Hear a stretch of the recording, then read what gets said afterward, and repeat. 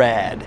Now, what is NORAD? Well, we're going to get to that in a minute, but let's do a little bit of a history lesson here.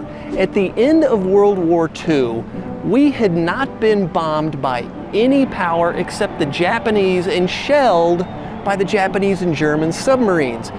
When you think about it, we got really, really lucky. We didn't have to go through any of the horrendous bombing campaigns that Germany, Great Britain, Italy went through. We just kind of sat back here, sheltered from the rest of the war by two gigantic oceans. Well, that started to come to an end in 1945. We quickly discovered that the Germans were leaps and bounds ahead of us in technology.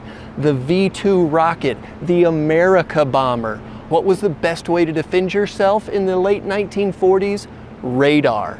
We got with Canada and we started to develop a system that they called the DEW line. And it was actually 3 sets of radar. There was the DEW line, which was the distant early warning line, the Pine Tree line, and then the Mid-Canada line. Well, that was all great when we were worried about Russian bombers. But in 1957, when the Russians launched their first ICBM, the Intercontinental Ballistic Missile, things got a little bit dicey. So what do?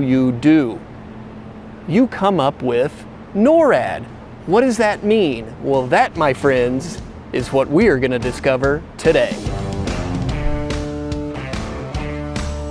The North American Aerospace Defense Command, you know it as NORAD, was first approved by the United States Joint Chiefs of Staff in 1957.